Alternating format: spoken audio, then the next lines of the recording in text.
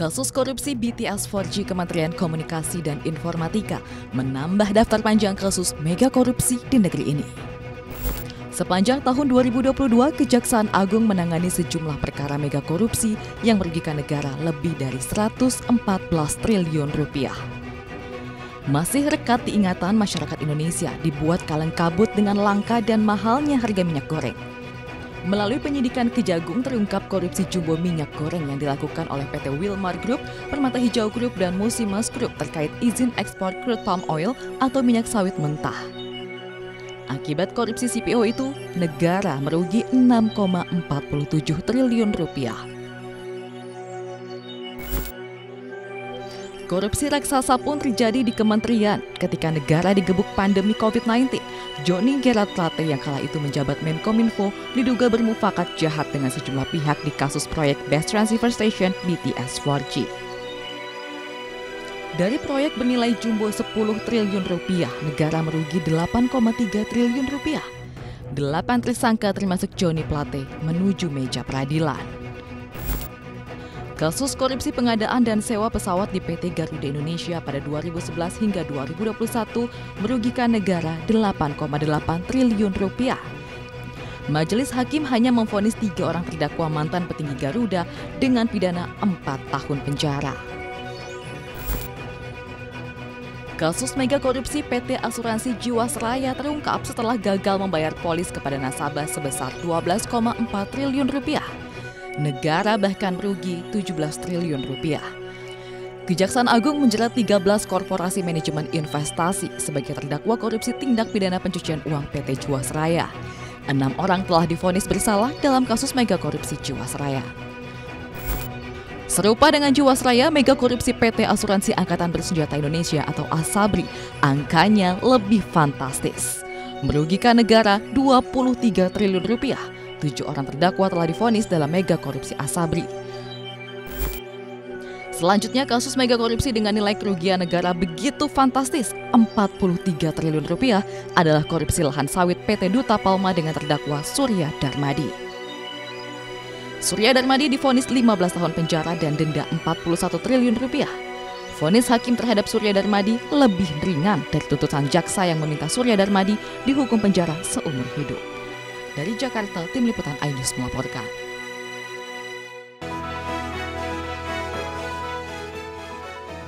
Tidak butuh waktu lama bagi Kejaksaan Agung membawa Johnny Plate untuk diadili. Johnny yang merupakan seorang politisi, Sekjen Partai Nasdem, juga sahabat Jaksa Agung yang menangani perkaranya. Namun hukum haruslah berdiri tegak lurus pada yang benar dan adil tanpa pandang bulu ketika sang sahabat terjerat korupsi. Mampukah Jaksa Agung berdiri tegak menjadikan hukum sebagai panglima paling tinggi? Pemirsa eksklusif pengakuan Jaksa Agung Sanitiar Burhanuddin kepada saya di The Prime Show with Aiman.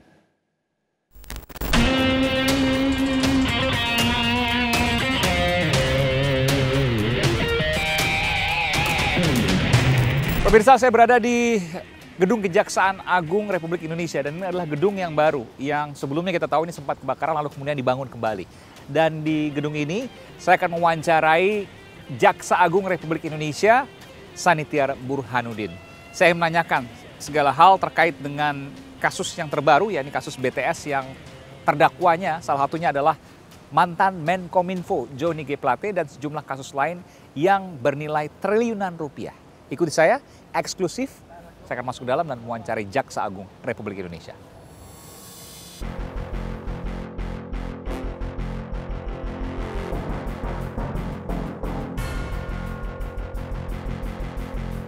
Wah, Pak JA, apa kabar? Sehat selalu Pak JA. Ayo Mas. Ini Masuk, beda. Mas. Iya.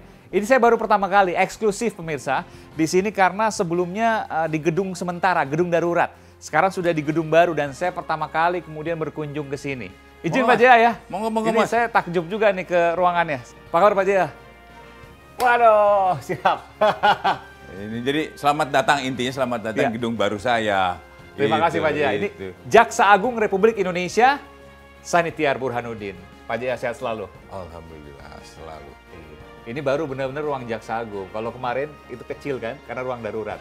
setelah terbakar. Sekarang setelah dibangun yang baru, saya baru pertama kali kesini nih. Iya, betul. Dan Belum pernah dimasuki oleh wartawan? belum. Eksklusif, pemirsa. Terima kasih Pak Haji ya. Ayo masuk. Iya.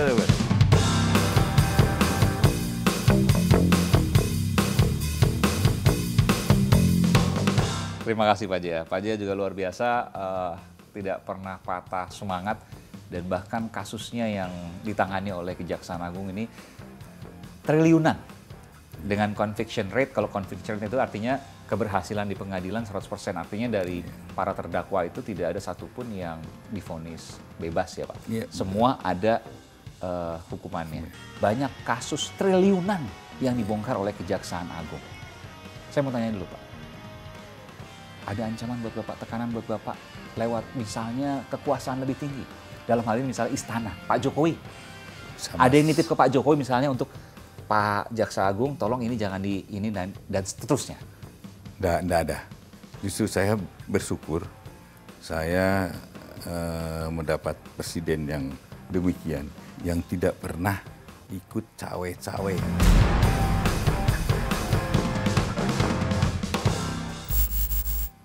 Urusan melakukan hukum ini. intervensi masalah hukum. Bahkan beliau memberikan kebebasan kalau itu ada faktanya siapapun silahkan. Siapapun. Iya. Jadi kalau di luaran sana dikatakan bahwa ini kaitan ke politik dan lain sebagainya, tidak pernah ada itu. Bapak jamin itu?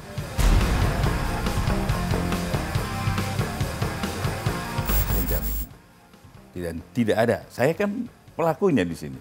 Saya katakan tidak ada. Tidak ada politik-politikan. Ini kasus-kasus triliunan yang sebelumnya sesungguhnya ini sudah lama dibidik. Iya. Tidak ada kasus triliunan yang, dalam waktu katakanlah 1 pekan, 2 pekan langsung penetapan tersangka. Tidak akan mungkin. Tidak. Dan kasus Kominfo ini jauh sebelum ada ribut masalah politik.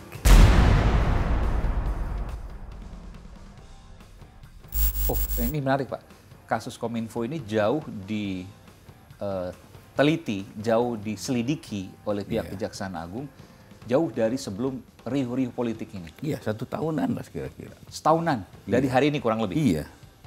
Oke. Jadi memang enggak terus tiba-tiba muncul karena ada sesuatu hal. Tidak demikian. 10 triliun yang diturunkan oleh anggaran ya, oleh pemerintah. 8 triliun yang diduga dikorupsi. Betul. Ini angkanya luar biasa, 80% korupsi. Dan apalagi ini, jadi saya kan punya program pada itu saya sampaikan, yang menyangkut harkat hidup rakyat, itu saya akan dahulukan, termasuk ini.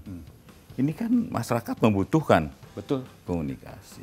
Tentu Bapak mendapat laporan juga, apa yang terjadi di daerah itu terkait dengan sehingga jaksa kemudian langsung melakukan penyelidikan. Awalnya seperti apa? Bisa dijelaskan, Pak?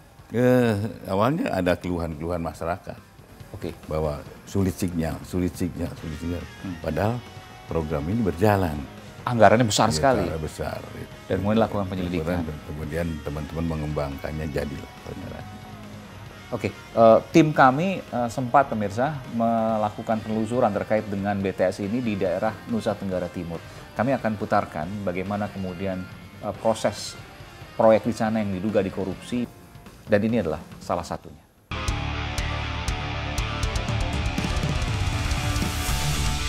Kita sudah memasuki Desa Mangkaruli, jalan masih bebatuan, tidak beraspal, dan hanya bisa dilalui oleh 1 mobil. Saat ini kita sedang berada di lokasi di mana BTS yang diinformasikan oleh warga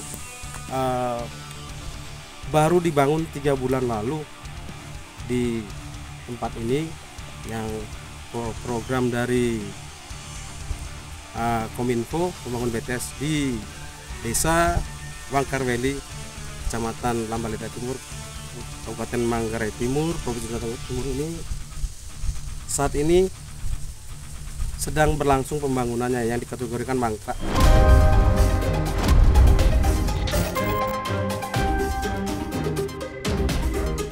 Dimulai dari kapan Pak Kades? Ini sebenarnya proyek sudah mulai sejak tahun 2021, tangan 2021 mulainya, namun pelaksananya baru bulan Februari 2023 baru berjalan lancar. Sedangkan tahun-tahun sebelumnya itu rupanya mangkrak karena material sebelumnya itu diangkut kembali oleh kereta CPM 1.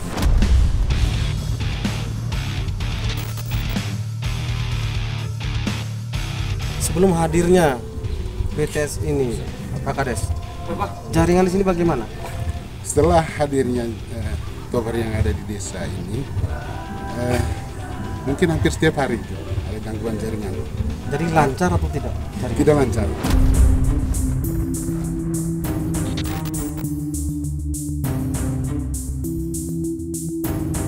Bisa dijelasin dengan proses mengajar sana? Ketika ujian itu bagaimana? Oh ya, karena sekarang untuk ujiannya itu berbasis Android, jadi segala bentuk ujian itu dalam proses menggunakan HP. Nah, untuk prosesnya itu kan menggunakan jaringan. Yang kami rasakan itu untuk saat ujian itu adalah kendala di jaringan. Mau kirim nilai ujian tidak bisa karena penggunanya banyak sehingga menghambat. Jadi dari kendala jaringan itu sangat besar sekali. Ini efeknya Pak ya? Iya. Jadi memang susah, bahkan pembangunannya setengah-setengah dan lain sebagainya. Kalau dikatakan korupsi BTS ini bisa menjerat lintas partai, apakah benar kan seperti itu? Apa yang menjadi sikap kejaksaan? Kami belum ke sana. Tapi untuk sementara kan kita udah dilimpahkan ke pengadilan.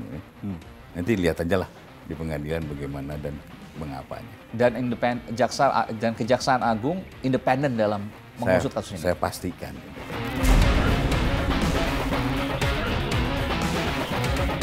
Siapapun terkena. Ya. Kalau memang dia punya alat bukti yang cukup. Betul, asal alat bukti kuat, terpenuhi 2 alat bukti, kenapa tidak?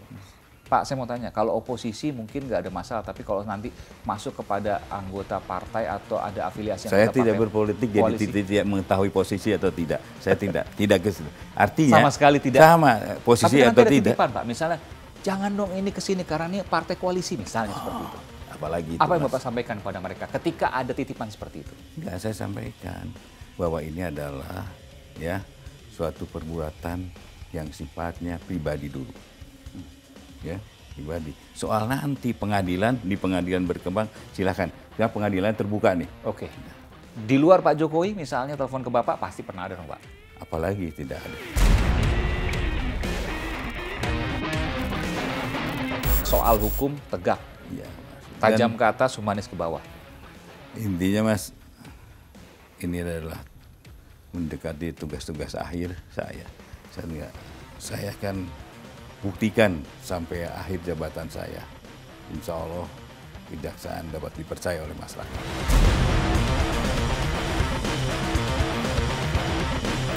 Saya membayangkan misalnya memang menteri yang selevel dengan Bapak. Ya. Selevel dengan Bapak dalam kabinet, punya bintang 4 juga karena bawahan presiden langsung. Bahkan kalau JGP Pak Joni Plate itu kita tahu bahwa selain juga ia petinggi partai, sekjen partai Nasdem, juga ia adalah seorang konglomerat. Tapi diperlakukan sama seperti yang lain. Semua sama di mata hukum. Betul. Apa yang Bapak mau sampaikan soal ini? Ya. Begini, sejak awal waktu Pak Joni itu keluar dari Insus, itu udah ada yang protes. Borgol. Seorang menteri diperlakukan.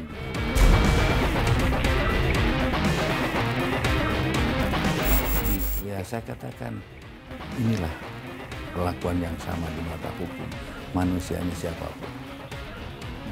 Kemudian di dalam proses demikian juga teman-teman Pak, adanya ruang tahanan itu ya itulah bersama-sama. Dengan apa? Dengan sama-sama orang yang melakukan perbuatan pidana juga di situ.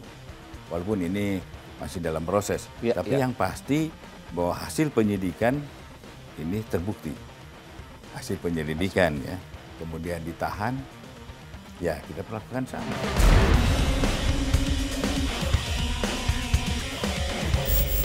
Apa yang ada di benak Bapak soal ini? Ini, saya juga manusia. punya hati. Itu sahabat saya. Tapi apapun yang terjadi